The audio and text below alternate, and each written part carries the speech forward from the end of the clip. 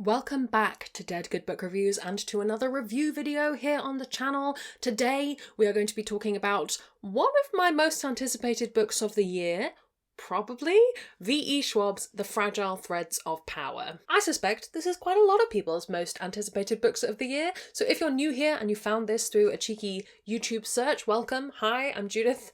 This is my channel where I review books and things. Hope you stick around. Kicking this off with some disclaimers, as I usually do, I was sent a free digital review copy of this book for review by the publisher. Regardless of where books come from, nobody's paying me to talk about books except my patrons, and all opinions are my own. I will keep this as spoiler-free as possible for The Fragile Threads of Power. However, I am going to go into this with the assumption that you have read or you have a working knowledge of the first 3 books in the series, or that you do not care about knowing where the characters are at the end of the Shades of Magic series. I do have a review up for that series if you want to check that out. That is spoiler free. You do you in terms of information gathering, and let's assume that everybody continuing on from this point is happy to be here. Lastly, I will link the story graph for the series below in case you want to check out any user-generated content warnings. This is the first book in a brand new series from V.E. Schwab, written in the same world, in fact continuing on with a lot of the same characters from her Shades of Magic series. I would describe it as a fantasy action series. That's probably the way I would categorise it in my particular brain. You may feel differently. And in the UK, this book is coming out from Titan Books on the 26th of September, so very, very soon, assuming I get this video up when I'm planning to. I do have something of a backlog of videos though, so if you're watching this, I succeeded. I believe there are 2 other books planned in this Threads of Power series. I don't think we've had titles or covers or anything for any of them, so we're just sticking with what this one book is for now. If you're watching this video and you've not encountered V.E. Schwab before, I have a bunch of video reviews up for her books on the channel. I will make a little playlist and you can go check it out if you're interested. She has written a whole bunch of things: middle grade, adult, fantasy, more literary stuff. There's loads out there. In my experience, people tend to really love her writing, like stan levels, to really dislike it very intensely, and then there's those of us who sit kind of anywhere on that spectrum, which I'm now realising is just every emotion ever, but she does tend to be quite polarising. I have some of her books that I like less than others, but for the most part, all of her stuff I have read that has been since The Dark Vault, I've really enjoyed. What is The Fragile Threads of Power about? We are following on from the events of the previous trilogy some years later. There is a bit of time jumping in this book, but broadly speaking, kind of 7 years later, 10 years later-ish. Rai is now the king, and he is struggling to keep power in a society that does not necessarily like him very much. In fact, there is a shadowy organisation called the Hand who are planning on assassinating him, and they are willing to do all sorts of things, including purloining a very incredible magical artifact in order to do so. Kel and Lila are wrapped up in this as well, though they have been spending most of their time out at sea dealing with some of the aftermath of the end of the previous book, including the fact that Kel's magic is very, very broken. We also follow Alucard, who we met in the previous book, dealing with, again, the fallout of the first book and also his place in the city. In terms of new characters, we have at least 2. There is Kosika, the Queen of White London, who mostly exists as kind of a separate point of view in the story. She is trying to summon a magic that she may not be able to control, as well as try and control the world that she is now queen of. Really interesting character, we'll come on to her later. And also Tess, who has a incredibly rare magical gift, the ability to fix magic and fix magical items, and she gets caught up in the whole Kel, Rai, Lila, Alucard debacle and isn't necessarily super happy about it. It's a dramatic and dangerous world, and this is one adventure in it. You get the sense that this is part of a trilogy, that there is a wider plot at work here, particularly with some of the more abstract perspectives like Kosika's.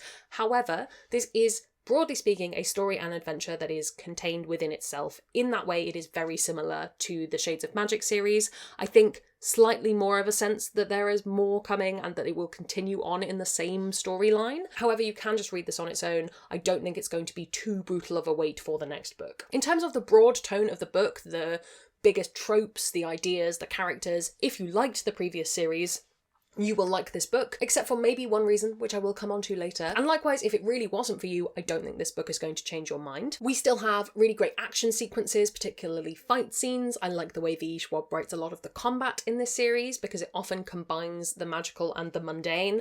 We have a lot of good knife fights and such in this book. Really good fun. The tension between characters, both romantic tension and sort of class tensions between individuals, really good. The angst, there is a lot of angst in these books. A lot of pining and a lot of self-reflection and a lot of, goodness me, we need a fantasy therapist here stat. If you don't like that, won't be for you. However, sometimes it just gets you. I would say there's still romantic moments within this story, but we're very much in a book one of a new series, and a lot of the characters are in established relationships. So there is less of that romantic pining than there was in the original series, but there is still romance there. I really liked the overall plot. I have some thoughts on the idea of sequels to completed trilogies. I'm going to come on to, I promise I'll get there. However, broadly speaking, I thought this was a really fun plot. I read the bulk of this in chunks, which I think worked really well. It's split out nicely, so the pacing works. And yeah, I had a good time with the story. I think it felt very long for what the story was, but there was a lot to set up, and there's a lot of bouncing between characters, so I think it doesn't feel inordinately long. At least it didn't to me. I liked that there was a good mix of high stakes, this is the world that we're living in, kind of tension and plot elements, and also individualized, this is what this character needs to happen right now, or wants to happen right now, kind of plot. A good blend of things. I think had it just felt like character stuff, it would have felt very self-indulgent and maybe a little bit fan service-y, but to bring in new threats in this world was very interesting, and also for those threats to be primarily about people, where I feel like the first 3 books very much had magical threats happening. Interesting. And I'll be very intrigued to see whether that continues in these later books, especially since we're exploring different meanings to the word power, or if we're going to have big magical threat come in. We'll see. Overall, I was pleased that this book didn't manage to go too V.E. Schwab existential. I think V.E. Schwab is a very intelligent person who does a lot of introspection, and sometimes that shows through in her books in a way where you just kind of feel like, no, I want my fun adventure fantasy angst back. And I think sometimes it works and sometimes it doesn't. Like Addie LaRue, it works really well. It's a beautiful existential time. I don't want that in my fun fantasy elemental magic kind of story beyond a little bit of character stuff going on. So yes, for me personally, this struck the right balance. It had the same balance as the previous trilogy, which I love. Overall, it's a fun fantasy read. It does have those moments of the meaning of life and all of those things, and will I find purpose? Which I think, when it's not bogging down a fantasy book, can be a good time. Moving on to some of the things that kind of cropped up for me while I was reading this, I think it was a very interesting choice to follow the characters from book one, to not have them be side characters, to have them be the protagonists. And yes, new perspectives have been brought in, and I don't doubt that there will be more of that in later books, but to only be 7 years on as well, which is a long period of time, of course, but in the grand scheme of things, they are still very young people and they're still very much in flux. One of the things I was finding very difficult at the start of the book was I felt like it sort of cheated me on the ending of the original series, which wraps up nicely. There are unknowns, because of course there are going to be, and there are, what will happen next going on, but because when that's the end of a trilogy, you fill in those gaps on your own, and if you're like me and you're an eternal optimist, you make everyone be okay in the end. And to come back to the series and find that 7 years later, for the most part, they aren't. Even though it makes complete sense for them to not be okay, they went through a huge trauma at the end of the books.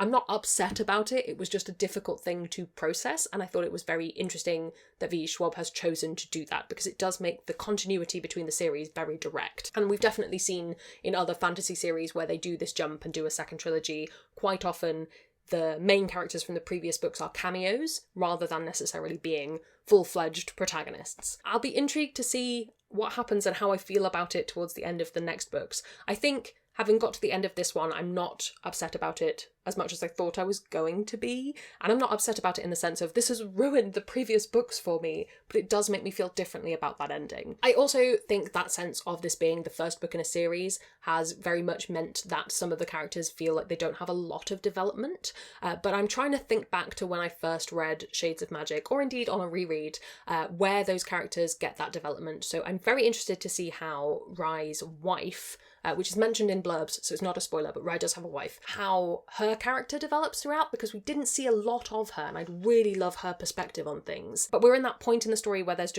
I have to just trust that we will get those things, or she will not be as important in later books. While it's a contained story and you can read it without feeling like you're going to be waiting 9 years to finish it off, there is still that sense of, there's places to go from here and we've not gone all the way yet. I will also acknowledge that this book was over 600 pages, my version was at least, and were we to develop every single character that we meet throughout all of the books, it would be atrociously long. So I'm not asking for 1,000 pages for the next one, thank you.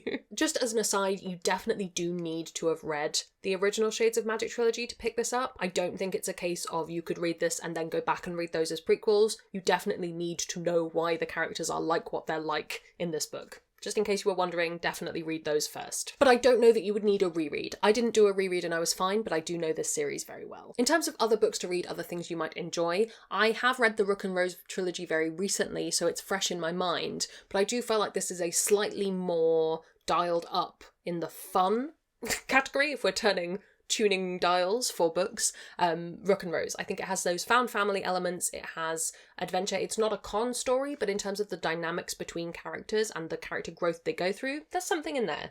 Something's happening.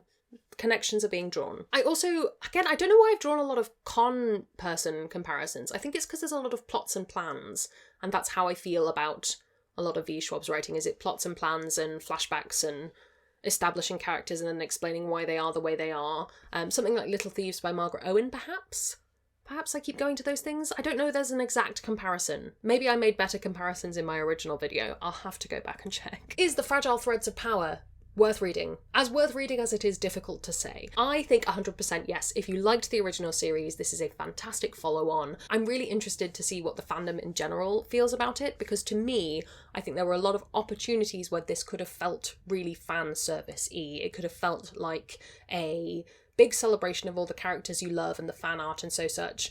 And I don't think this did. I think V. Schwab made the smart decision to not just have a love fest on her characters. There's a big sense of these people have more places to go and they're not cooked yet. But I'll be interested to see how other people feel, particularly the people more on the kind of stan end of the spectrum. We'll see. Do you have plans to read this? Have you read the originals? Where are you on the love to hate it scale? I would love to hear from you, so plonk a comment down below while you're down there commenting. If you haven't already, please do subscribe. It makes me feel loved and appreciated. You can also come hang out on Discord where we have chill chats about books.